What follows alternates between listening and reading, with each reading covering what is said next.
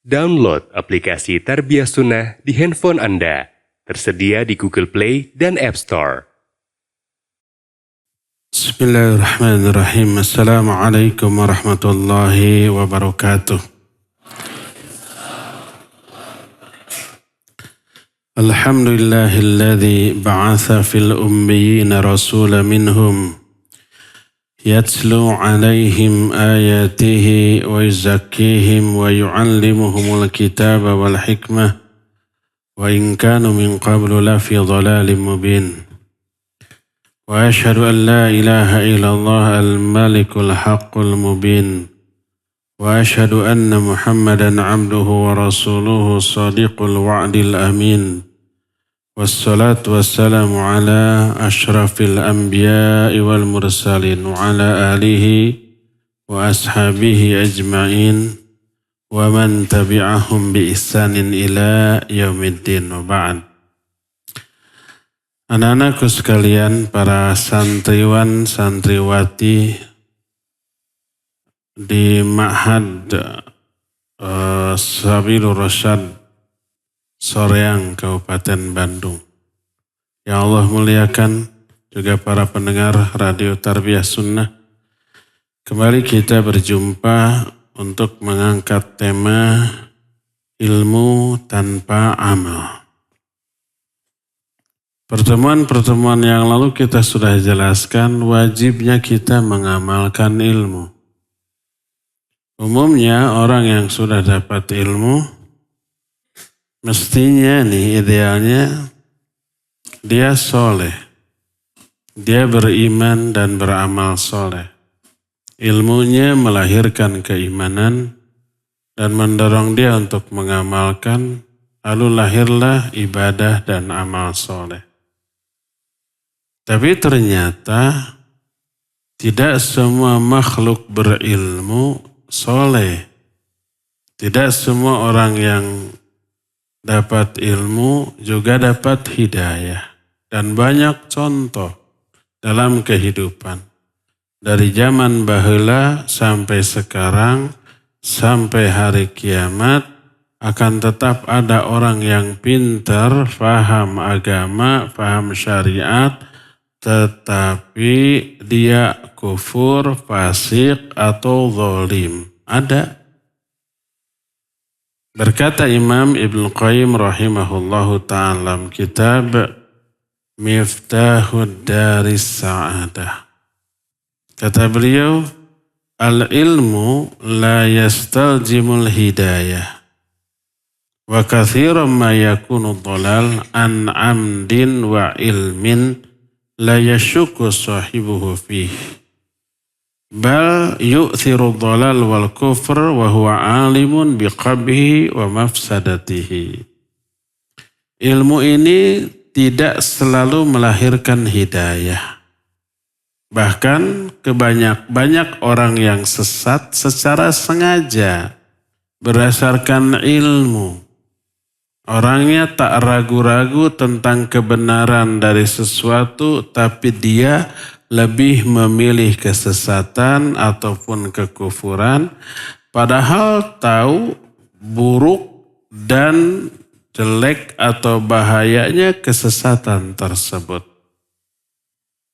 Tapi ada penyebabnya kenapa orang berilmu tapi kufur. Orang berilmu tapi fasik. Orang berilmu tapi zalim.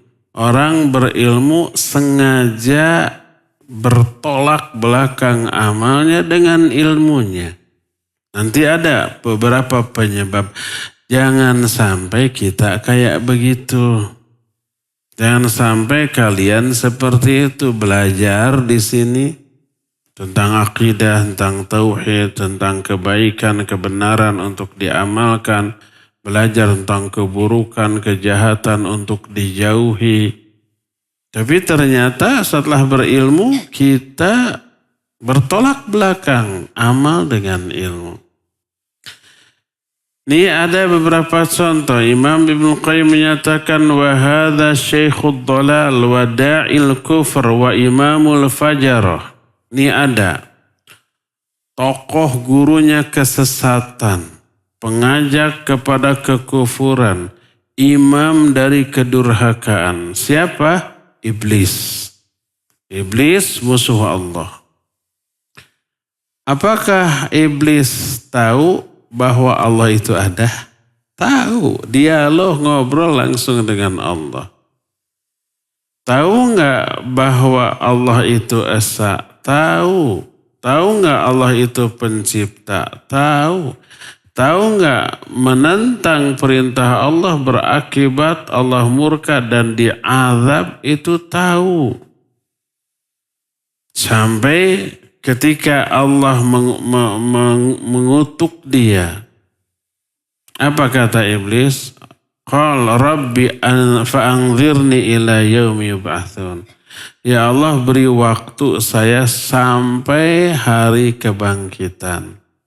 Jangan dimatikan saya, hidupkan saya terus sampai kiamat, sampai nanti hari dibangkitkan.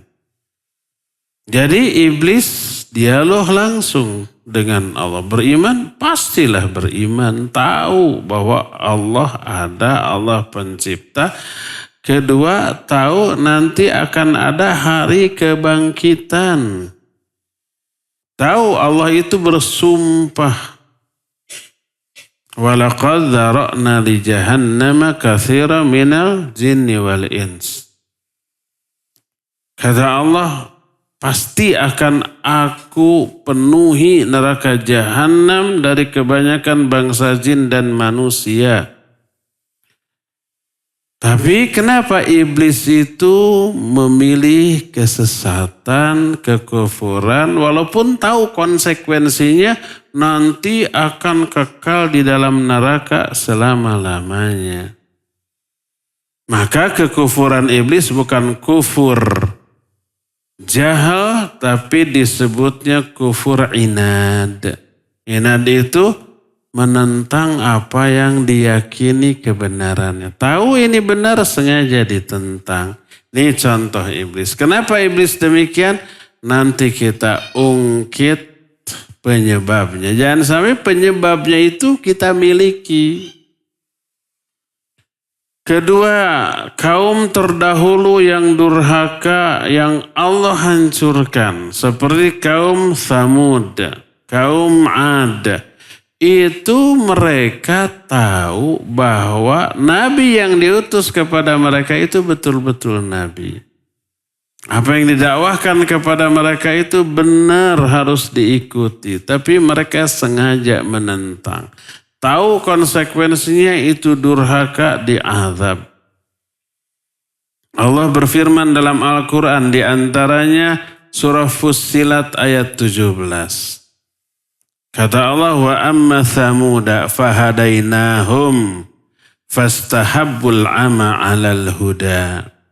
Adapun kaum Thamud, kami telah berikan kepada mereka hidayah. Hidayah di sini adalah hidayah ilmu. Hidayah di sini adalah hidayah irsyad wad dhalalah, berupa dakwah, penerangan.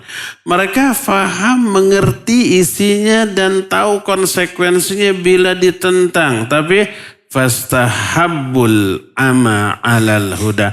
Mereka lebih memilih kebutaan daripada petunjuk.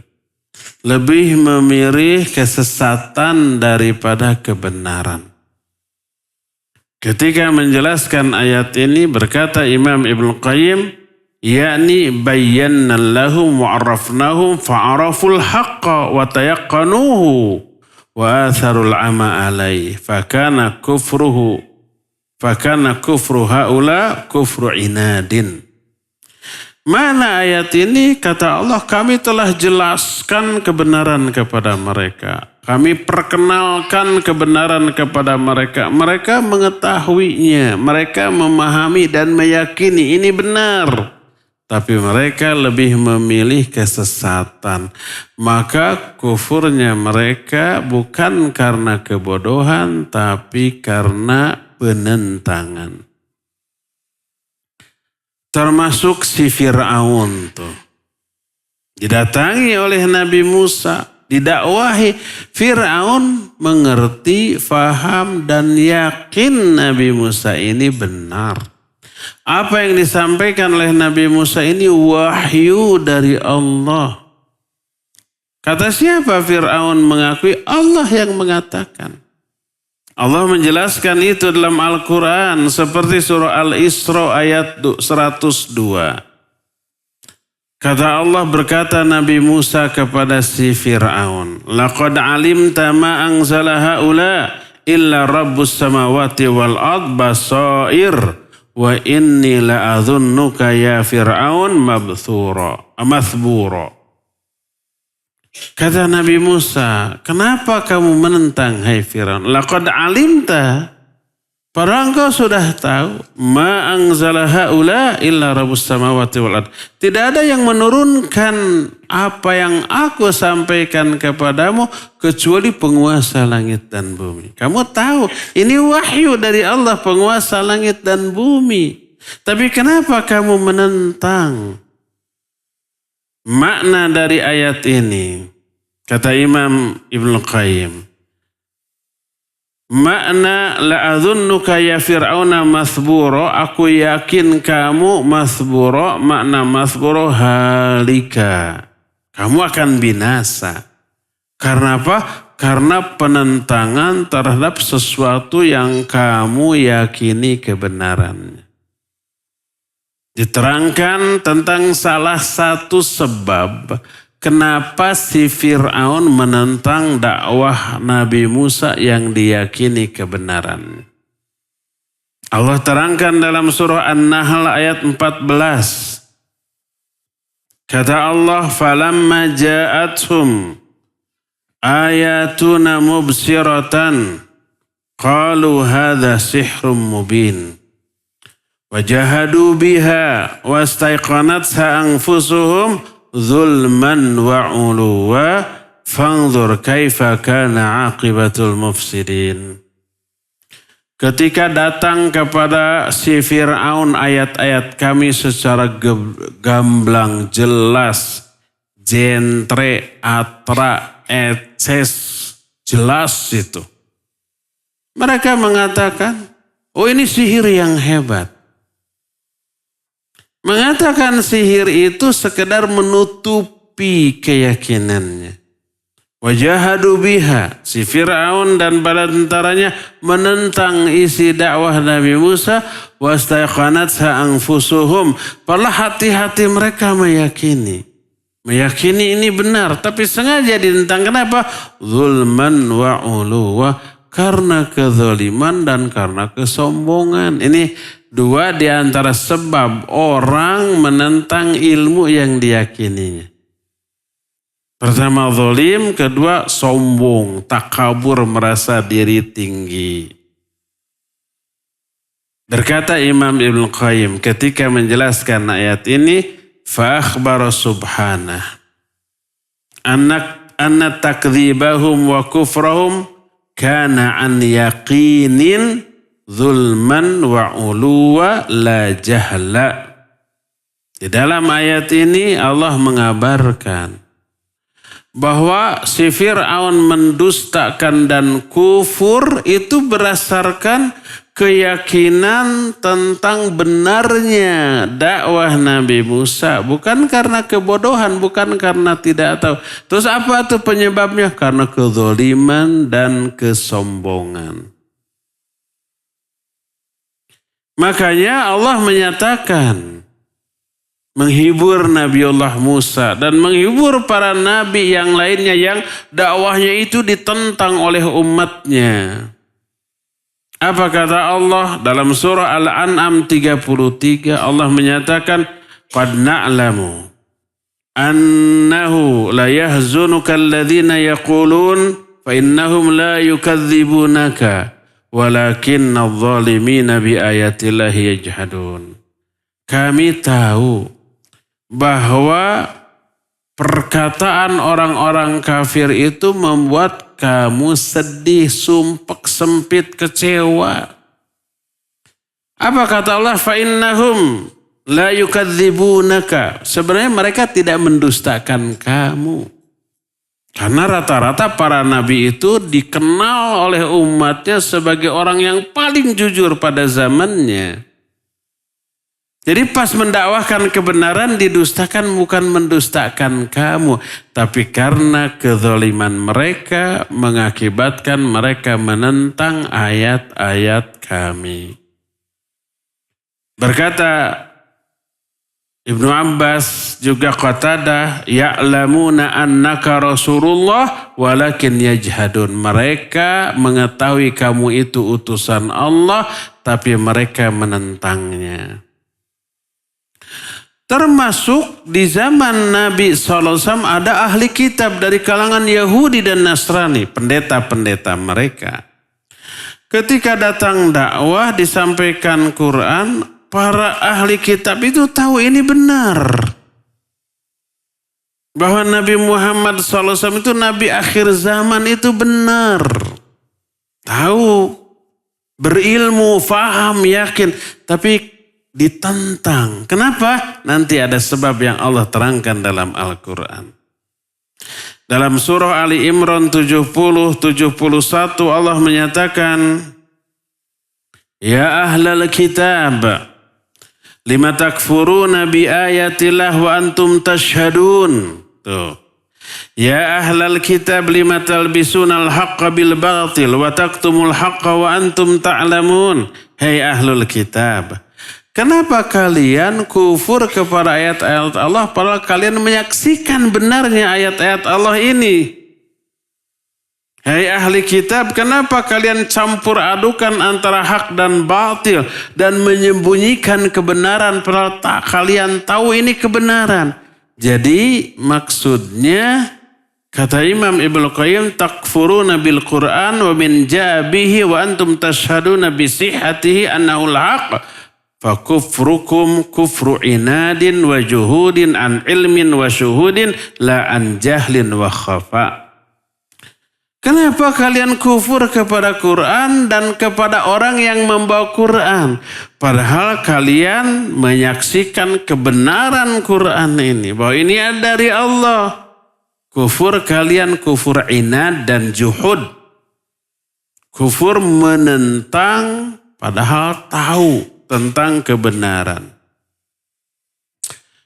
Termasuk para ahli sihir. Mereka itu belajar sihir. Ada 2 malaikat yang Allah turunkan ke muka bumi sebagai ujian.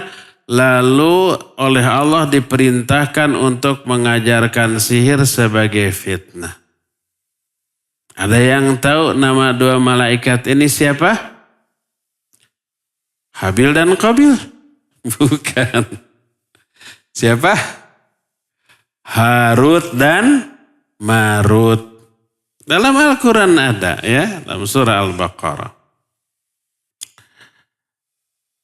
Jadi sebelum orang belajar oleh Harut Marut diingatkan. Innama nahnu fitnatun fala takfur. Kami ini hanya fitnah, ujian bagi kalian. Jangan kalian kufur dengan belajar sihir ini. Sudah dijelaskan konsekuensinya. Kalau belajar sihir kufur kalian. Tapi mereka tetap belajar. Dengan keyakinan bahwa belajar sihir itu kufur. Dan di akhirat pasti celaka. Allah menerangkan itu dalam Al-Quran. Dalam Al-Baqarah 102 tentang sihir itu.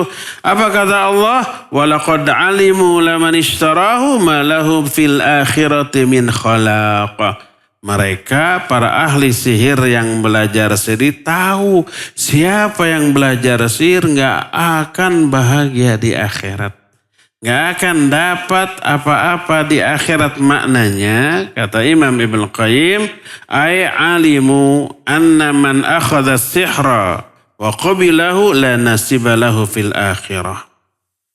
Maknanya mereka itu tahu siapa yang belajar sihir, menerima sihir, mereka gak akan dapat bagian kebahagiaan apapun di akhirat. Alias akan celaka. Tapi mereka kekeh. Berilmu tapi tak mengamalkan ilmunya. Si iblis berilmu tentang Allah, tentang kedurhakaan yang berakibat kekalnya dalam neraka. Tahu, tapi nggak mau mengamalkan ilmu, lebih memilih kesesatan berakibat kekal dalam neraka. Kaum Tsamud tahu ini benar, tapi mereka lebih memilih kesesatan daripada kebenaran. Si Fir'aun tahu ini benar, konsekuensinya kalau ditentang bakal diazab, tapi mereka lebih memilih kesesatan daripada kebenaran. Tukang sihir juga berilmu tentang hal itu, tapi mereka lebih memilih sihir daripada tidak, walaupun tahu konsekuensinya akan diazab oleh Allah Azza wa Jalla. Termasuk si Yahudi. Yahudi itu tahu benar bahwa Nabi Muhammad SAW itu Nabi akhir zaman dan ajaran yang dibawanya adalah ajaran yang benar. Allah menerangkan ini dalam Al-Quran di antara Al-Baqarah 89 sampai 90 tentang Yahudi ini. Falamma ja'ahum ma'arafu kafaru bih. Fala'natullahi 'alal kafirin. Ketika datang kepada orang Yahudi ajaran yang sudah mereka ketahui kebenaran. Jadi apa yang didakwahkan oleh Nabi SAW sudah ada dalam kitab Taurat yang mereka miliki. Oh ini benar, Nabi akhir zaman cirinya begini, bawa ajaran begini.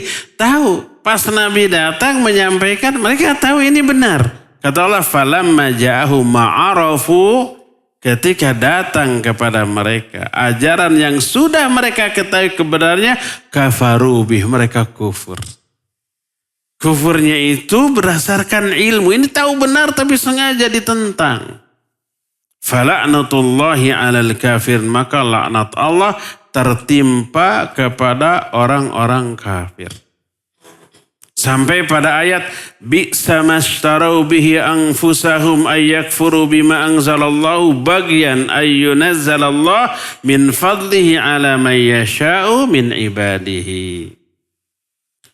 Sungguh buruk apa yang mereka beli itu. Mereka membeli kesesatan, membeli kekufuran. Kufur terhadap ajaran yang Allah turunkan. Kenapa? Bagian. Karena bagyu. Bagyu itu karena kezaliman. Nanti kita terangkan, bongkar isinya. Apa yang bentuk bagiannya itu dari orang Yahudi sampai menentang. Apa yang mereka yakini kebenarannya nanti akan dijelaskan kemudian. Dalam Al-Baqarah 101 Allah menyatakan, walamma ja'ahum rasulun min indillah musaddiqul lima ma'hum nabadha fariqun minal ladzina utul kitab kitaballahi wara'a dhurihim ka'annahum la ya'lamun. Ketika datang kepada mereka utusan dari sisi Allah yang membenarkan ajaran yang ada pada diri mereka, maka sebagian ahli kitab itu melemparkan kitab Allah di belakang punggung mereka. Seolah-olah mereka tidak mengetahuinya. Padahal tahu. Ya. Nah, kata para mufassir ketika menerangkan An-Nahl 82. Fa'in tawallau. Fa'innama 'alaikal balagul mubin. Ya'rifuna ni'matallah thumma yunkirunaha wa aktsaruhumul kafirun. Kalau mereka berpaling, tidak mau menerima dakwahmu, ingat kewajibanmu hanya menyampaikan. Mereka mengetahui nikmat Allah tapi mereka ingkari. Kebanyakan mereka kufur. Ini tentang Yahudi. Mengetahui nikmat Allah tapi mereka ingkari. Apa yang dimaksud nikmat Allah? Itu Nabi akhir zaman yang selama ini mereka tunggu-tunggu. Itu nikmat Allah. Dan ajaran yang dibawa nikmat Allah tapi mereka ingkari. Berkata para mufassir seperti Az-Zujjaj, salah seorang mufassir menyatakan, ya'rifuna anna amra Muhammadin sallallahu alaihi wasallam haqqun thumma yunkiruna dzalik. Kata Az-Zujaj, mereka mengetahui bahwa ajaran yang dibawa oleh Muhammad SAW itu benar, tapi mereka ingkari, mereka tolak. Itulah nikmat yang paling besar. Dan banyak lagi ayat-ayat lain yang menyatakan bahwa umat terdahulu rata-rata didakwahi mereka faham, mereka yakin bahwa dakwah para nabi itu benar, tapi sengaja mereka ingkari. Termasuk orang-orang kafir di zaman Nabi Muhammad SAW, seperti Abu Lahab, seperti Abu Jahal, seperti Umayyah, dan yang lain-lain yang menentang Nabi SAW itu bukan karena tidak tahu. Tahu ini Nabi benar. Termasuk umpamanya ya, apa yang dikemukakan oleh salah seorang yang sezaman dengan Nabi, namanya Miswar bin Makhramah, seorang sahabat radhiyallahu anhu. Dia berkata kepada Abu Jahal. Abu Jahal itu paman Miswar ini. Si keponakan nanya ke Abu Jahal, "Ay khal, hal kuntum tattahimuna Muhammadan sallallahu alaihi wasallam bil kadhib qabla ay yaqula maqalatahu allati qalaha?" Wahai paman, apakah kalian menuduh Muhammad sallallahu alaihi wasallam itu berdusta? Pernahkah berdosa sebelum dia mendakwahkan yang dia dakwahkan sekarang? Apa jawab pamannya Abu Jahal? La'anahullah, semoga Allah melaknatnya. Melaknat Nabi Muhammad. Ya ibna akhi wallahi laqad kana Muhammadun fina wa huwa syab. Yud'a al-amin. Ma jarabna alaihi kadhiban qatta. Falamma wa khadhahu syayb lam yakun liyakdziba 'ala Allah azza wa jalla. Wahai anak dari saudaraku, wahai keponakanku, Muhammad sallallahu alaihi wasallam ketika masih muda disebut Al-Amin. Orang yang paling jujur, yang paling percaya. Majarabna alaihi kadziban qat. Kami tidak pernah melihat, mendengar dia berdusta walaupun sekali. Itu ketika muda. Ketika Muhammad kemudian menua sampai beruban, apa mungkin orang seperti itu tiba-tiba berdusta atas nama Allah? Mustahil. Waktu mudanya aja gak pernah bohong, gak pernah dusta. Setelah tua berdusta atas nama Allah bahwa dia utusan Allah, mustahil. Dia benar jujur dengan ucapannya dia utusan Allah. Si Abu Jahal tuh. Lalu kata keponakan, ya khal falima la tattabi'unahu, wahai pamanku, kenapa engkau tidak mengikutinya kalau yakin dia benar? Eta. Apa jawab dia? Ya ibna akhi, tanazza'na nahnu wa banu Hashim asy-syaraf. Fat'amu wa at'amna, wa saqaw wa saqayna, wa ajaru ajarna. Wahai anak dari saudaraku, kami dengan kalangan Banu Hashim selalu bersaing dalam hal kemuliaan. Ini sama-sama Quraisy. Abu Jahal orang Quraisy, Nabi Muhammad juga dengan keluarganya Bani Hashim orang Quraisy. Orang Quraisy adalah suku yang paling mulia di kalangan suku-suku Arab. Karena mereka dipercaya menjaga Ka'bah Baitullah. Sama-sama Quraisy cuma beda marga. Ini Banu Hashim, Abu Jahal beda marga. Seperti umpama di Sunda, sama-sama suku Sunda. Tapi kan ada beberapa marganya. Ada marga Dinata seperti Oto Iskandar Dinata. Ada marga Kusuma seperti Umar Wirahadi Kusuma. Ada warga Winata. Ada marga apa lagi. Pokoknya marga Sunda banyak tuh. Sama-sama suku Sunda. Marganya beda-beda. Di kalangan orang Arab begitu. Sama-sama suku Quraisy beda marga. Ada Banu Hashim itu Nabi SAW. Bani Hashim, Bani yang paling mulia di kalangan orang Quraisy. Di kalangan Bani Hashim yang paling mulia adalah Bani Abdul Muttalib. Dan Nabi SAW adalah cucu Abdul Muttalib. Nah, jadi kata Abu Jahal, kami bersaing dalam hal kemuliaan. Mereka memberi makan orang yang haji, kami juga memberi makan. Mereka memberi minum, kami juga memberi minum. Mereka memberikan suaka, jaminan, kami juga bisa. Sama dalam hal itu. Sebelum Islam datang kan orang-orang tetap berdatangan ke Ka'bah untuk umroh, untuk haji. Tapi dengan caranya masing-masing ya. Satu yang kami kalah. Falamma tajathaina. Ketika kami ini bersaing dalam satu hal, datang umpamanya para penunggang kuda dari luar kota. Orang-orang Bani Hashim menyatakan minna nabiyun, di kalangan kami ada nabi. Kata Bani Hashim. Ini yang tidak dimiliki oleh kabilahnya Abu Jahal. Maka kalah dalam hal ini. Makanya ini yang menyebabkan Abu Jahal mengingkari kenabian Nabi Muhammad SAW untuk menghilangkan fakta, data kemuliaan Bani Hashim bahwa mereka punya nabi. Diingkari, enggak ada nabi gitu. Padahal hatinya apa? Meyakini.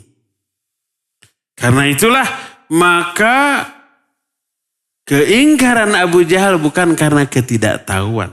Bukan karena keraguan bahwa Muhammad ini nabi asli, bukan. Yakin, ini yakin, benar. Orang yang jujur gak pernah dusta sejak muda, maka gak mungkin sudah tua menjadi pendusta atas nama Allah, mustahil. Kata Abu Jahal, jujur dia. Tapi kenapa mengingkari persaingan kemuliaan antar marga? Etata, berilmu tapi tak mengamalkan ilmunya karena mengejar kemuliaan, ya. Ada lagi Umayyah bin Abi Salat. Suatu saat dia ini menunggu tentang akan munculnya nabi baru. Kisahnya bersama Abu Sufyan ini ma'ruf, ya. Dua-duanya safar. Umayyah bin Abi Salat dengan Abu Sufyan dua-duanya sedang safar. Umayyah berasal dari Bani Thaqif. Salah satu marga juga.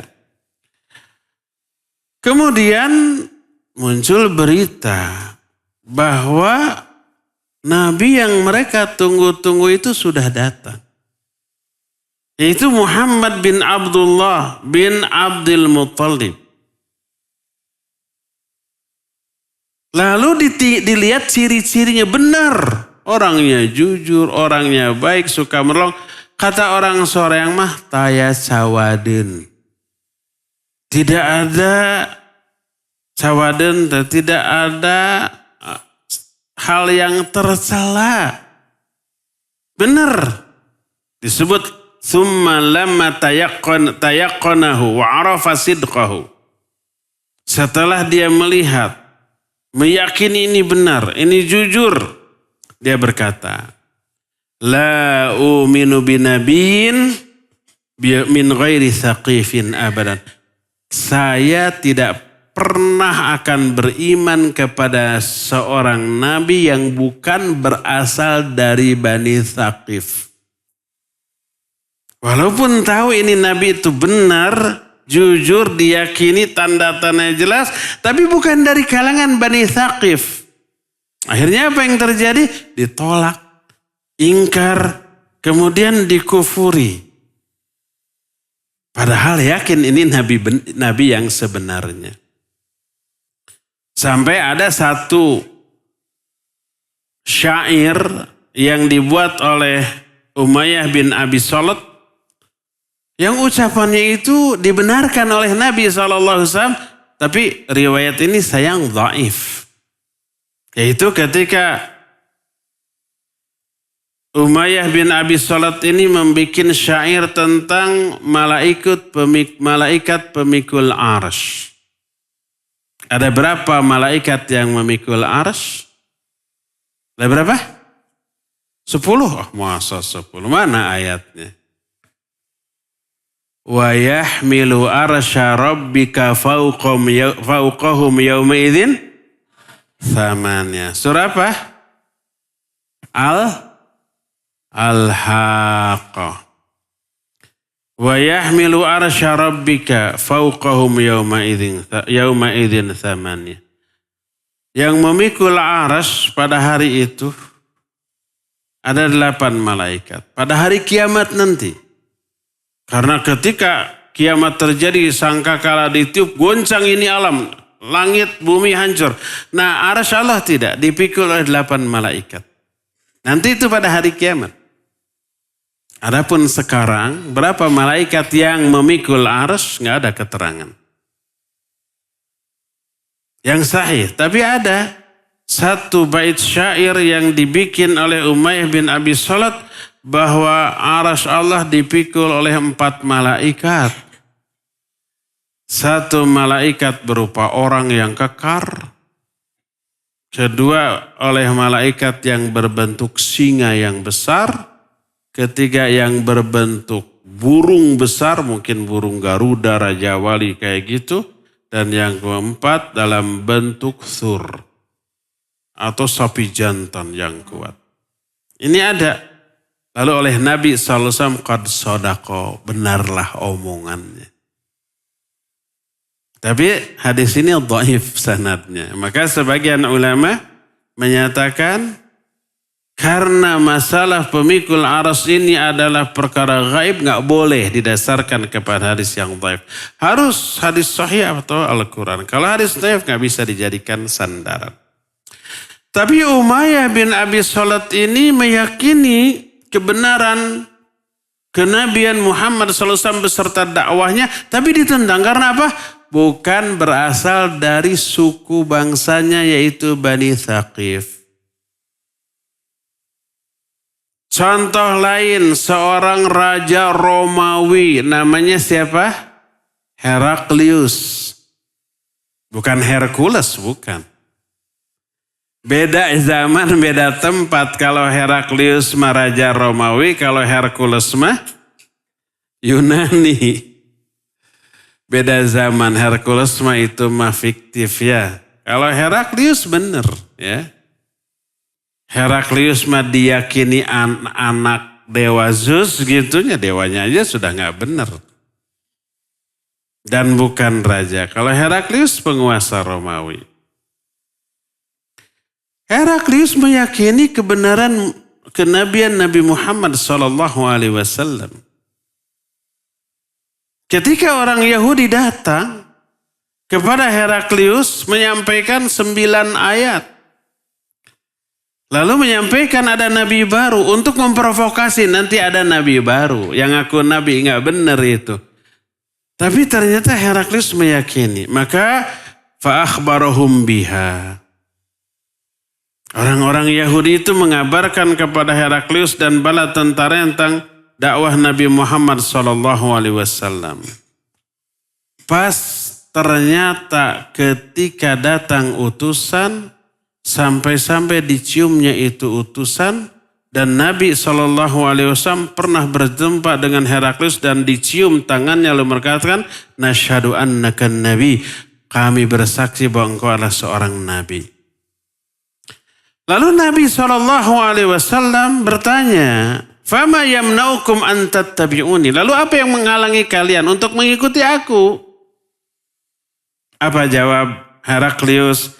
Inna Dawud alaihissalam da'a alla yazala fi dzurriyyatihi nabiyyun wa inna nakhsha in ittaba'naka an taqtulanal yahud.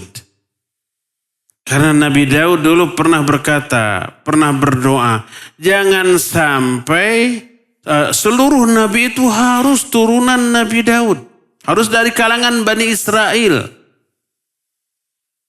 Sedangkan Nabi Muhammad SAW bukan turunan Nabi Daud. Bukan dari kalangan Bani Israel. Kalau Daud kan nyambung ke atasnya itu ke Nabi Ishak.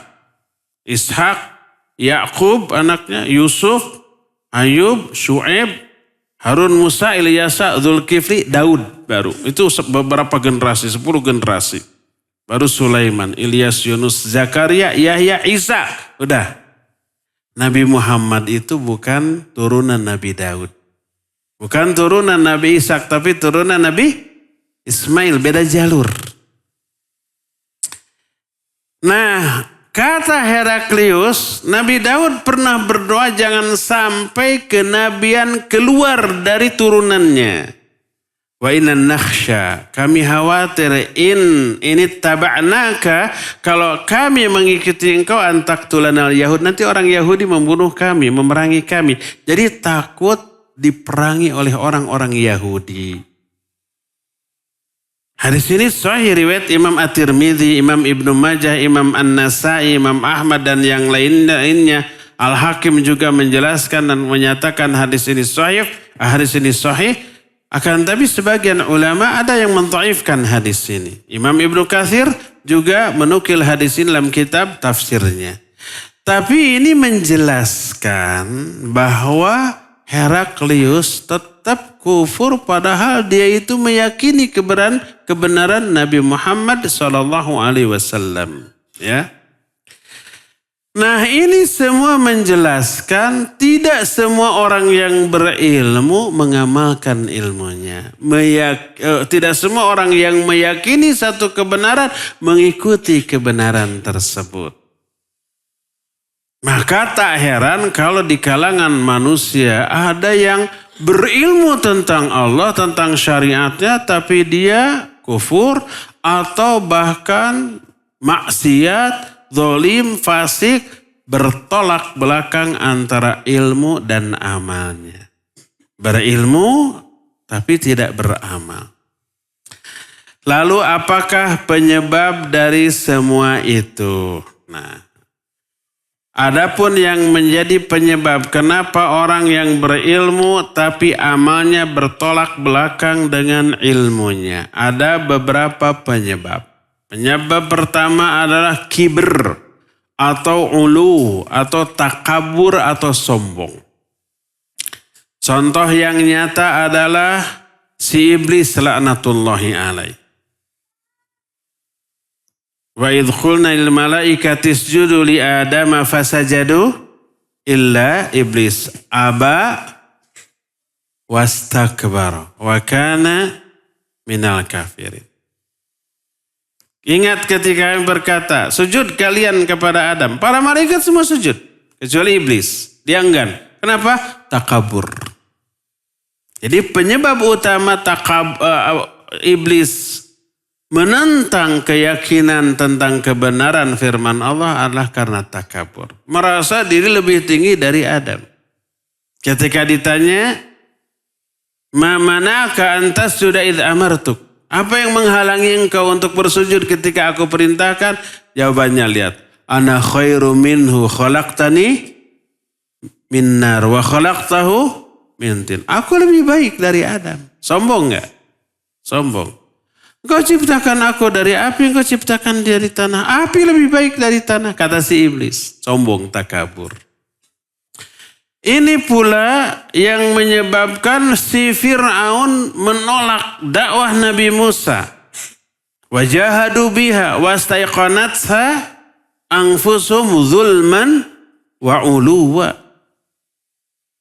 Kata Allah, si Fir'aun dan bala tentaranya ini menentang dakwah Nabi Musa padahal meyakini kebenarannya. Kenapa? Zulman wa uluwa, karena kezaliman dan kesombongan. Malah ketika si Fir'aun ini mengajak musyawarah kepada dua menterinya. Salah satunya adalah menteri yang terkenal dengan kepintarannya, teknokratnya. Ada yang tahu siapa? Haman. Ada lagi satu lagi yang juga durhaka, yang terkenal kaya raya. Siapa namanya? Qarun. Nah, musyawarah. Tapi si Haman malah memprovokasi Fir'aun untuk menonjolkan apanya? Kesombongannya. Dalam bentuk apakah itu? Dalam bentuk bahwa Musa ini berasal dari kaum Bani Israel, jajahan kaum mereka. Dalam Al-Quran, surah apa? Disebutkan ketika si Fir'aun ini mengajak musyawarah kepada si Haman. Kata Haman, bagaimana engkau akan tunduk kepada orang yang berasal dari satu kaum yang kaum itu berada di bawah kedua telapak kakimu. Tadinya kamu ilah, yu'bad, sekarang kamu menjadi abdun ya'bud. Relakah kamu dengan hal itu? Akhirnya kesombongan Firaun itu terhasut lagi, akhirnya menolak. Maka kata Allah, wajahadu biha wastaiqanat sa'anfusum zulman wa uluwa. Mereka menentang dakwah Nabi Musa padahal tahu kebenarannya. Kenapa? Zulman wa uluwa, karena kezaliman dan kesombongan. Inilah penyebab pertama kenapa orang menolak kebenaran, kenapa berilmu tapi tak mengamalkan ilmunya. Itu apa? Sombong. Makanya orang yang sombong, yang punya rasa takabur, merasa diri lebih baik dari orang lain, gak akan mau belajar. Para ulama menyatakan, la yata'allamul ilma mustahin walal mustakbir. Tak akan belajar ilmu dua tipikal orang. Pertama pemalu, yang kedua yang takabur, yang sombong. Ini yang pertama. Yang kedua, penyebab orang tidak mau mengamalkan ilmunya adalah karena hasad atau dengki. Inilah yang dimiliki oleh si Yahudi. Inilah yang dimiliki oleh Abu Jahal. Ini juga yang dimiliki oleh Umayyah bin As-Salat tadi. Karena dengki. Karena kalah dalam hal kemuliaan. Saya akan pernah ceritakan di sini. Yahudi itu tahu Muhammad itu nabi akhir zaman dengan ciri-ciri yang jelas. Dan mereka tunggu-tunggu. Sudah kita jelaskan. Karena tahu bahwa nabi akhir zaman berasal dari Mekah pindah ke Madinah. Ada 3 suku bangsa Yahudi yang pindah ke Madinah dari negeri Syam. Siapa saja 3 suku bangsa Yahudi ini? Pertama Bani Quraidah. Kedua Bani Qunaiqa. Ketiga Bani Nadir. Pindah tuh untuk menyambut Nabi akhir zaman. Selama menunggu kedatangan Nabi itu, mereka itu bermusuhan dengan orang-orang Quraisy. Kalau orang Quraisy perang dengan bangsa lalu menang, euforia kemenangannya itu manas-manasin Yahudi. Apa jawab Yahudi? Tunggu sampai muncul Nabi akhir zaman, kami akan memerangi kalian bersama Nabi ini. Karena Yahudi meyakini Nabi akhir zaman itu dari bangsa Yahudi, bangsa Bani Israel. Karena dari dulu, sejak zaman Nabi Yakub itu namanya Israel. Nabi-nabi setelah Nabi Yakub itu turunan Nabi Yakub disebut Bani Israel. Jadi sampai Nabi Isa itu sampai Nabi sebelum Nabi Muhammad Bani Israel. Jadi diyakini pasti Nabi akhir zaman juga Bani Israel. Ternyata pas muncul Nabi yang ditunggu-tunggu cirinya benar, berasal dari bangsa siapa? Musuhnya Quraisy. Maka mereka ingkari. Karena dengki, karena kedengkian.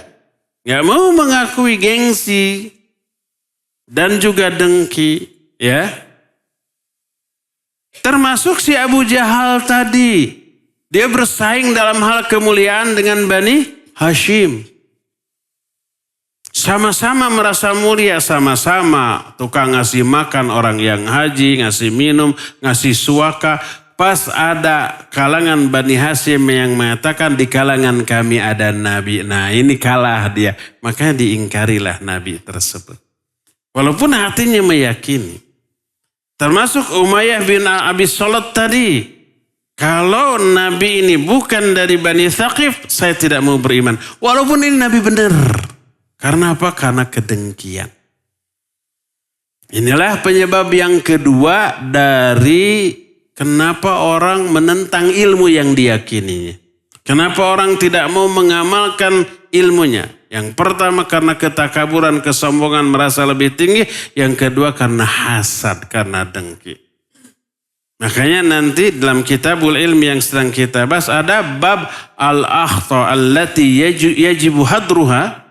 Ada beberapa kesalahan yang wajib untuk dijauhi oleh para penuntut ilmu.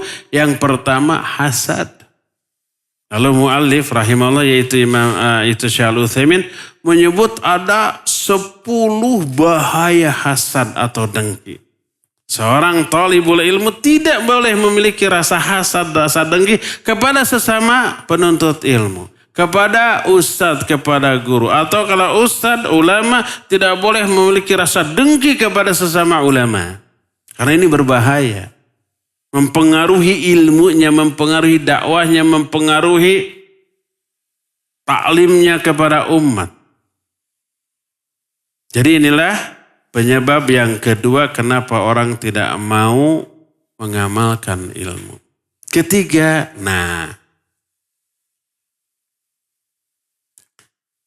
karena hubbud dunya. Karena cinta dunia. Inilah yang terjadi pada beberapa pihak. Pertama, Heraklius tadi menyatakan, apabila kami mengikuti engkau, pertama kekuasaannya akan hilang. Maka berkata Imam Ibnu Qayyim rahimahullah, as-sababur rabi'. Penyebab yang keempat, orang tidak mau mengikuti ilmu, mengikuti hidayah adalah mani'ur riyasah wal mulk. Wa illam yakum bisahibihi hasadun wala takabburun anil inqiyad lil haq. Lakin la yumkinuhu ayyajtami'a lahul inqiyad wa mulkuhu wa riyasatuhu. Penghalang keempat adalah kepemimpinan dan kekuasaan. Kalau orang tidak terhalang karena hasad, karena takabur. Tapi sangat mungkin orang terhalang dari kebenaran karena cinta kepemimpinan dan kekuasaan. Seperti Heraklius dan beberapa raja-raja yang semisal dengannya. Qad alimu nubuwatahu wa sidqahu wa aqarru biha batinan wa habbud dukhul fi dinihi. Lakinnahum khafu ala mulkihim. Mereka mengetahui kebenaran kenabian Nabi Muhammad SAW dan mengakui kejujurannya, meyakini itu dalam hatinya. Mereka sangat ingin masuk kepada agamanya, ingin masuk Islam. Apa yang terjadi? Walakinnahum khafu ala mulkihim. Tapi mereka mengkhawatirkan kekuasaan mereka. Nih lihat umpaya Fir'aun dalam surah Al-Mu'minun 47. Apa kata Fir'aun tentang Nabi Musa dan Harun? Anu'minu li basyarawini mithlina wa qaumuhuma lana abidun. Apa kita harus percaya, harus beriman kepada dua orang manusia seperti kita, padahal kaum mereka itu menyembah kita. Kaum Bani Israel menyembah Fir'aun secara paksa. Musa dan Harun berasal dari Bani Israel. Saat itu Bani Israel dijajah oleh kaum qutbi. Kaumnya siapa? Fir'aun. Kata Fir'aun, anu'minu libasyaraini mithlina wa qaumuhuma lana abidun. Apakah kami harus beriman kepada dua orang manusia seperti kita, padahal kaum mereka menyembah kami semua. Jadi kalau Fir'aun beriman kepada Nabi Musa, hilang kekuasaannya, hilang pengaruhnya, hilang wibawanya, hilang ketaatan rakyatnya, berubah statusnya, asalnya yang disembah menjadi penyembah Allah Azza wa Jalla. Fasara ma'budan abidan. Maka berubahlah yang tadinya yang disembah menjadi yang menyembah. Itu gengsi, Firaun gak mau. Bisa kehilangan segalanya. Makanya ditolak. Termasuk ada orang yang cinta dunia, baik harta atau kefasikan yang menyenangkan. Seperti umpamanya mabuk-mabukan. Itu buruk tapi menyenangkan bagi para pelakunya. Seperti umpamanya perzinahan. Seperti umpamanya perniagaan yang mengandung riba. Kalau mereka masuk Islam harus dijauhi itu semua. Sampai Imam Ibnu Katsir dalam kitab Al-Bidayah wan Nihayah menyatakan, ucapan orang-orang Quraisy, walaupun meyakini Islam ini benar, tapi nggak mau masuk Islam, mereka mengatakan, Inna Muhammadan yuharrimu zina, wa yuharrimul khamr, wa bihi saddul a'sya syair anil Islam. Muhammad mengharamkan zina, mengharamkan khamar, padahal itu menyenangkan. Nggak mungkin kita meninggalkan semua itu. Inilah yang kemudian yang menghalangi mereka untuk masuk Islam. Karena apa? Mencintai kemaksiatan. Kalau mereka masuk Islam harus berhenti meninggalkan semuanya itu. Ini juga berlaku bagi kalangan internal kaum muslimin.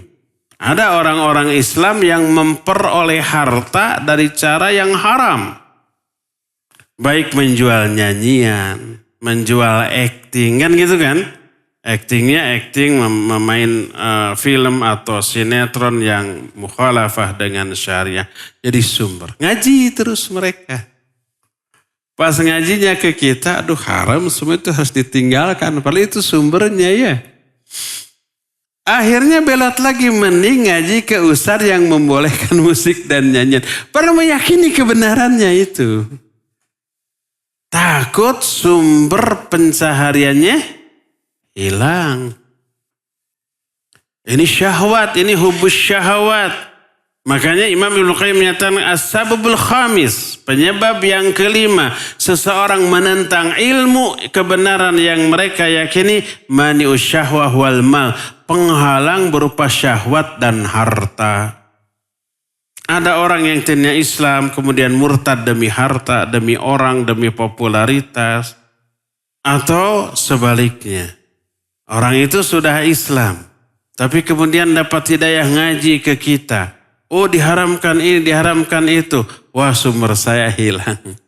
Akhirnya keluar lagi. Kemudian belot menghadiri pengajian yang di sana membolehkan musik, nyanyian, dan acting. Enjoy mereka di sana. Enjoy kelihatan, tapi batinnya perang loh. Saya tahu ini haram, saya tahu ini nggak boleh, saya malu dengan ini, dan seterusnya. Akhirnya, sudah. Mereka lebih memilih dunia daripada kebenaran. Semoga Allah Azza wa Jalla menjaga kita semua dari semua penghalang tersebut. Ya, masih banyak beberapa penghalang hidayah yang lain yang dijelaskan oleh Imam Ibnu Qayyim rahimahullahu ta'ala. Nanti kita akan teruskan di pertemuan yang akan datang. Sekarang cukup sampai di sini saja dulu. Dan kita masih punya sisa waktu untuk bertanya jawab. Apabila ada pertanyaan dipersilakan. Wa sallallahu ala nabiyina Muhammadin wa ala alihi wa ashabihi wasallam. Jazakallah khairan kepada Ustadz atas ilmu yang disampaikan. Semoga Allah Subhanahu wa taala senantiasa memberikan keberkahan atas ilmu Ustadz serta memberikan kesehatan kepada Ustadz dan hadirin jamaah, bahwa ilmu tidak selamanya melahirkan amal. Maka kita berdoa pada Allah Subhanahu wa taala semoga Allah Subhanahu wa taala memberikan hidayah kepada kita untuk hidayah taufik kepada kita agar kita bisa mengamalkan ilmu dan kita berlindung pada Allah Subhanahu wa taala dari kita mengingkari atau ilmu yang sudah kita peroleh. Baik, masih ada kesempatan untuk bertanya jawab. Namun ini Ustadz ada hadiah yang ingin kita berikan kepada para santri ataupun jamaah. Ada ada 4 set, ada 4 ini uang tunai, bisa diberikan kepada santri yang menjawab atau jamaah yang menjawab pertanyaan ataupun yang bertanya atau mun mangga kumaha Ustadz panginten. Tafadhol.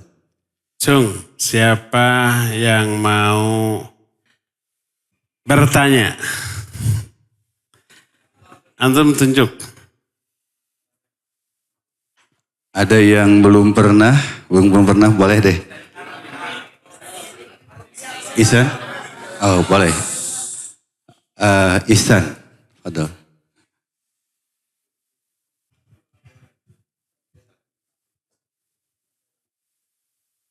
Assalamualaikum warahmatullahi wabarakatuh. Waalaikumsalam warahmatullahi wabarakatuh. Nama? Izin perkenalkan diri, nama saya Ihsan Maulana Hafid. Siapa? Ihsan Maulana Hafid. Ihsan. Terus dari Kelas 7, asal Bandung. Bandung. Izin bertanya, apa hukum mengucapkan Bismillahirrahmanirrahim di awal surat Al-Fatihah dengan mengeluarkan suara saat menjadi imam? Dan apa hukumnya ketika tidak mengucapkan dengan suara? Syukran. Taib, afwan. Kasih. Hiji. Ihsan bertanya tentang hukum menjaharkan Bismillah ketika jadi imam. Bismillahirrahmanirrahim. Alhamdulillahirabbil alamin, gitu ya. Taib, barakallahu fiik. Pertama,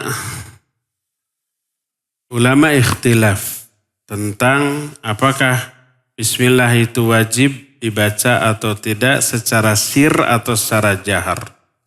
Karena pertanyaannya khusus bertanya tentang hukum menjaharkan dan mensirkan, maka kita jawab bahwa dua-duanya ada contoh dari Nabi SAW. Nabi kadang-kadang menjaharkan bacaan Bismillahirrahmanirrahim seperti riwayat dari Ummu Salamah radhiyallahu anha. Kata Ummu Salamah, kana ya Rasul sallallahu alaihi wasallam yamuddu qira'atahu ayatan. Faqara'a Bismillahirrahmanirrahim. Yamuddu Bismillah wa yamuddu Ar-Rahman wa yamuddu Ar-Rahim.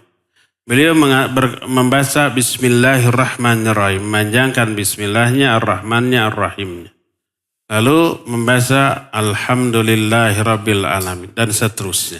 Ya, ini menunjukkan bahwa Nabi SAW pernah menjaharkan basmalah, sehingga boleh bagi imam menjaharkan Bismillahirrahmanirrahim ketika memimpin sholat.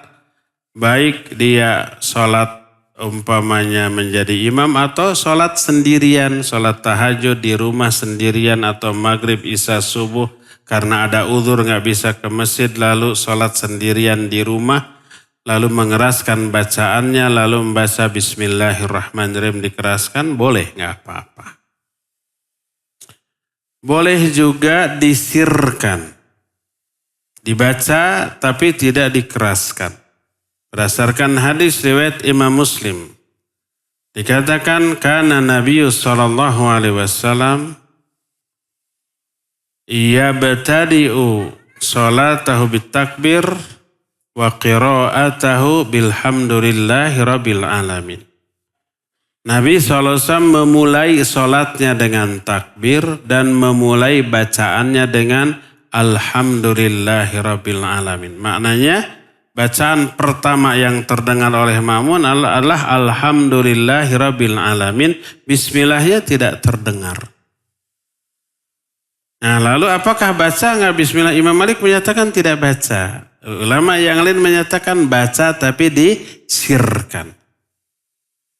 Jadi dua-duanya boleh. Dua-duanya sunnah. Tapi mana yang lebih sering? Syekh Masyhur menyatakan yang lebih sering adalah mensirkan. Tapi kadang-kadang sunnah dijaharkan sebagaimana beliau pun menjaharkan. Terlebih kalau disirkan ada madarat, jaharkan. Seperti umpamanya kita sholat di jalan. Maksudnya di masjid di pinggir jalan maghrib, isya atau subuh. Ternyata disuruh imam oleh DKM. Dan kita tahu di sana bismillahnya dijaharkan. Jaharkan juga. Karena khawatir ada madarat pas kita alhamdulillahirabbil alamin. Orang tisah lalu umpamanya orang mengulang lagi sholatnya atau tidak nyaman. Udah kita jaharkan saja. Bismillahirrahmanirrahim. Menjaharkan bacaan bismillah ada sunnahnya. Boleh ya. Untuk memberikan kenyamanan, keyakinan kepada seluruh jamaah, maka silakan kita jaharkan bismillahnya ya. Demikian wallahu a'lam bissawab. Cung lagi.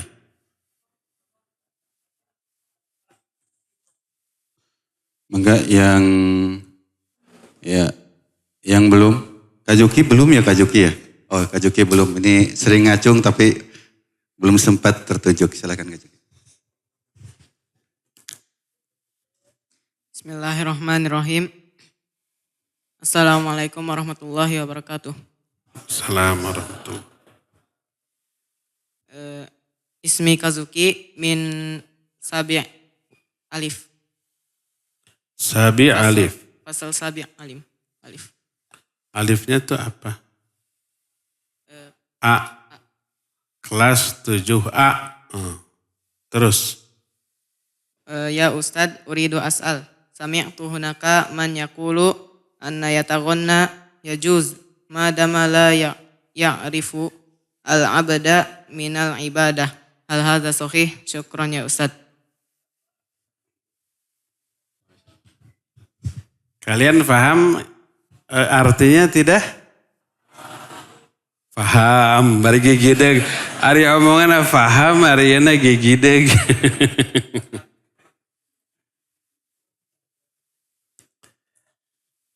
Ada katanya orang yang berkata nyanyi boleh selama tidak dianggap ibadah. Itu maksudnya? Oh, tidak melalaikan ibadah. Nyanyi boleh asal tidak melalaikan ibadah. Itu sama dengan judi boleh asal tidak melalaikan ibadah. Pas adzan berhenti dulu. Mabuk juga boleh asal pas adzan berhenti dulu, sholat dulu gitu. Bisakah itu terjadi? Mustahil. Minimal lalai di dalam sholatnya. Sholat, tapi dalam sholatnya itu lirik nyanyian masih kebayang-bayang gitu ya, dan seterusnya. Ya, pertama begini. Bahwa boleh perbuatan dilakukan selama tidak melalaikan ibadah, selama hukum asal dari perbuatan itu mubah. Seperti olahraga. Olahraga hukum asalnya mubah. Boleh, boleh. Mau lari, mau futsal, mau badminton. Selama pertama tidak melalaikan ibadah. Pas azan berhenti dulu, sholat dulu. Kedua, tidak merusak ukhuwah. Karena futsal lalu berantem, yang kalah diejek, panas, lalu mukul. Nggak boleh. Permainan apapun, ya nggak boleh merusak ukhuwah, harus menambah ukhuwah. Maka selama tidak melalaikan ibadah boleh, kalau hukum asalnya mubah. Adapun nyanyian hukum asalnya haram. Dalilnya jelas Quran dan hadis yang sahih. Al-Quran diantaranya surah Luqman. Wa minan nasi ma yashtari lahwal hadith liyudhillah an sabilillahi bighairi ilm wa yattakhidaha ulaika lahum azabum muhin. Itu ancamannya jelas. Di antara manusia ada yang membeli lahwal hadith. Kata Ibnu Mas'ud, demi Allah yang tidak ada sembahan yang hak selain Dia, lahwal hadis di sini adalah musik dan nyanyian. Liyudhilla an sabilillah, untuk menyesatkan manusia dari jalan Allah. Ini efek dari nyanyian. Lalu akhir ayat itu, ulaika lahum azabum muhin, bagi mereka akan diberikan azab yang menghinakan. Tapi nanti akan ada yang menghalalkan. Jangan dibantah. Benarlah ucapan Nabi SAW. Akan muncul di akhir zaman dari kalangan umatku orang yang menghalalkan ini termasuk musik dan nyanyian. Ini contohnya kamu. Jangan dibantah. Berdasarkan hadis ini, ayat ini halal. Gak perlu dibantah. Benar ya, Nabi SAW menyatakan di akhir zaman ada umatku yang akan menghalalkan musik nyanyian. Ini contohnya kamu. Udah gitu saja. Dan ini menunjukkan hukum asal musik nyanyian itu haram. Walaupun bukan melalaikan, malah nambah ibadah karena suka musik, suka nyanyian, jadi tambah khusyuk ibadahnya. Itu dukungan dari setan laknatullahi alaih.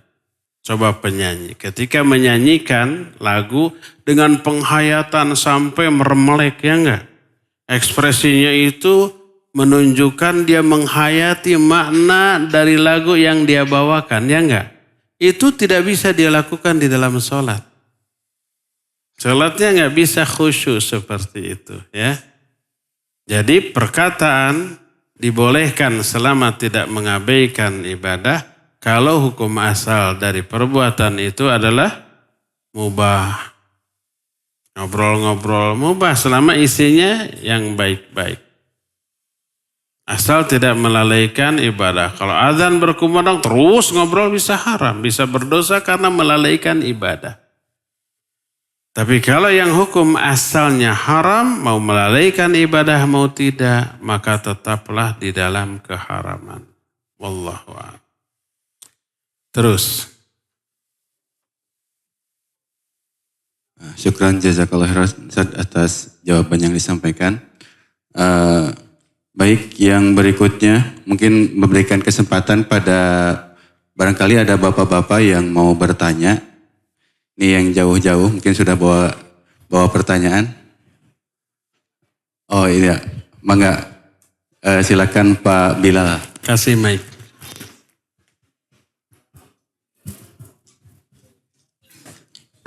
Assalamualaikum warahmatullahi wabarakatuh, Ustaz. Assalamualaikum warahmatullahi wabarakatuh. Ana Bilal. Kelas? Ana min Bandung. Izin bertanya Ustadz. Karena mendekati pakai bahasa Arab. Terus? Karena mendekati hari Aidil Kurban, Ana mau bertanya bagaimana hukum kurban secara berhutang. Misal kita gajian tanggal 20 tapi hari kurban tanggal 10. Nah, kita udah punya ancer-ancer nanti kita bisa bayar tanggal 20 nih. Hukumnya bagaimana hutang untuk berkurban gitu. Jazakallah Ustaz. Assalamualaikum warahmatullahi wabarakatuh. Waalaikumsalam warahmatullahi wabarakatuh. Barakallahu fiik. Kalau ditanya boleh tidaknya dirinci. Kalau dia diyakini akan punya uang beberapa hari setelahnya. Seperti tadi gajiannya nanti tanggal 15 Zulhijjah. Waktu untuk kurban sudah kelewat. Gajinya gede umpama 100 juta. Tapi sekarang nggak punya. Sedangkan kalau nunggu gajian waktu berkurban sudah lewat. Akhir waktu berkurban tanggal berapa? Tanggal 13 Zulhijjah, hari tasyrik terakhir. Ini gajian tanggal 15 umpama. Boleh nggak minjam dulu kalau yakin punya kemampuan untuk melunasi dibolehkan.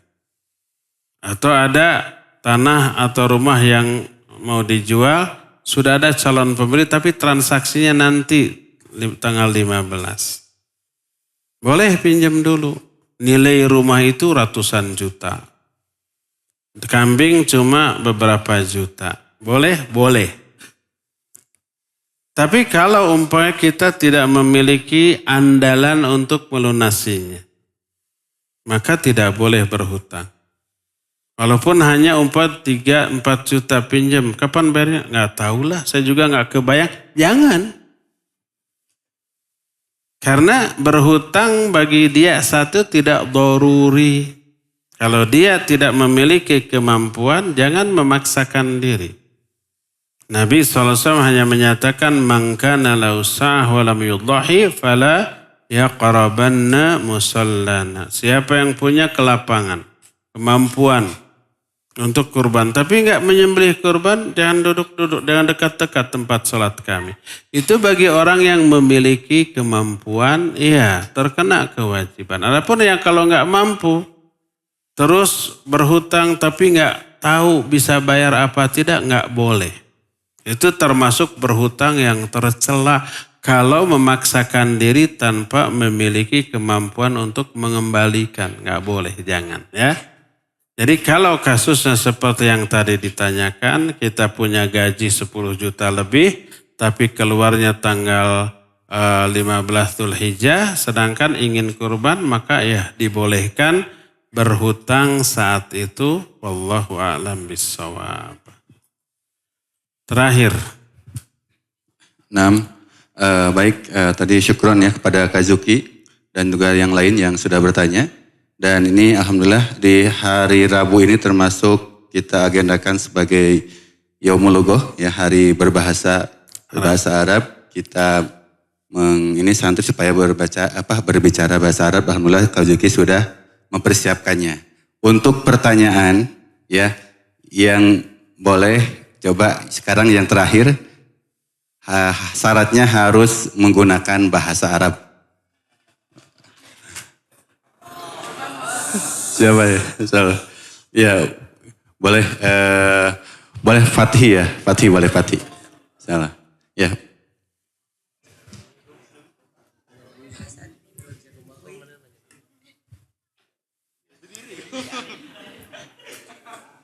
Hal yajuz hasad min khair. Ism.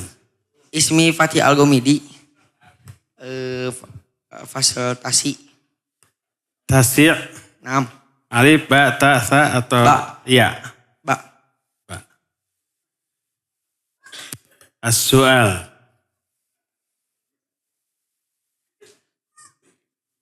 Hal yajuz hasad min khair. Hal yajuz? La yajuz. ايش سؤال؟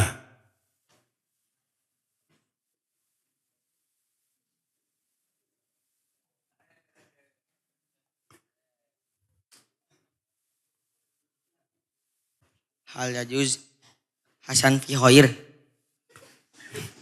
هل يجوز جزاك الله خيرا؟ أعيد السؤال. أعيد السؤال.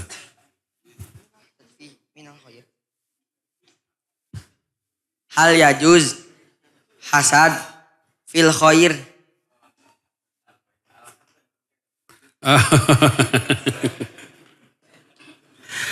Hal yajuzu an nahsuda alal khair gitu ya.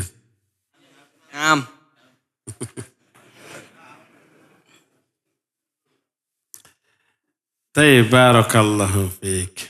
Barakallahu fiikum. Hal al-ijabah bil Arabiyah wala bil Indonesia? Bolehkah dengki, iri, hasad dalam hal kebaikan gitu ya? Ada dua makna hasad. Hasad dalam arti Karahiyatu ma'an amallahu alal ghair. Membenci kenikmatan yang Allah berikan kepada orang lain. Ini makna hasad yang pertama. Jadi ketika orang lain ada kelebihan, ada nikmat, ada keuntungan, kita benci, nggak suka, panas. Itu adalah hasad. Dan hasad itu yang haram, yang terlarang. Berdosa orang-orang yang memilikinya. Baik dia berharap kenikmatan dalam diri orang itu hilang, musnah atau tidak, minimal benci saja. Nggak suka orang lain dapat nikmat, itu sudah hasad. Maka yang seperti itu haram, tidak pernah ada hasad seperti itu dalam kebaikan. Ini mana yang pertama. Kedua, hasad dengan makna ghibthah. Ghibthah ini bahasa Soreangnya kabita. Jadi lihat orang dapat kenikmatan, kita ingin memiliki kenikmatan itu tapi tidak membenci orang tersebut memperoleh kenikmatan dari Allah. Nggak ada kebencian, nggak ada ketidaksukaan. Ikut senang, tapi saya juga ingin seperti itu. Itu namanya ghibthah. Ghibthah seperti boleh dalam dua hal. Kata Nabi SAW, la hasada illa fi ithnatain. Tidak boleh hasad kecuali kepada dua orang. Pertama, rajulun razaqahullahu ilman. Yaitu kepada orang yang diberi rezeki berupa ilmu oleh Allah lalu dia mengamalkan ilmunya. Nah, hasad di sini maknanya ghibthah, kabita, kepengen seperti itu. Orang berilmu lalu mengamalkan ilmunya. Kita kepengen seperti orang itu tanpa ada rasa benci terhadap ilmu dan amal orang itu. Itu ghibthah, boleh. Kedua, orang yang razaqahullahu malan. Orang yang diberi harta oleh Allah lalu dia menggunakan hartanya itu untuk kebaikan. Keluarkan zakatnya, infaknya, sedekahnya, dipakai menolong orang, dipakai membantu membangun masjid, madrasah, ma'had dan seterusnya sampai habis. Nah, boleh kita hasad dalam arti ghibthah kepada orang ini. Dua orang ini boleh. Yaitu hasad dalam arti kepengen menjadi seperti dua orang ini. Orang yang berilmu dan beramal atau orang berharta dan dermawan. Boleh, ini namanya hasad dalam kebaikan tapi tak ada rasa benci kepada kedua orang tersebut. Boleh hasad dengan makna seperti itu. Adapun hasad dengan makna pertama, membenci kenikmatan yang Allah turunkan kepada orang lain, ini gak ada dalam kebaikan. Gak ada ya. Yang pertama ini haram, tidak boleh. Yang kedua boleh, tapi hanya kepada dua orang. Kepada orang yang berilmu dan mengamalkan ilmunya. Dan kepada orang yang berharta dan mendermakan hartanya. Cukup ya sampai di sini. Semoga Allah mempertemukan kita kembali di masa yang akan datang. Subhanakallahum bihamdik. Asyhadu an la ilaha illa anta. Astaghfiruka wa atubu ilaik. Walhamdulillahi rabbil alamin. Wassalamualaikum warahmatullahi wabarakatuh.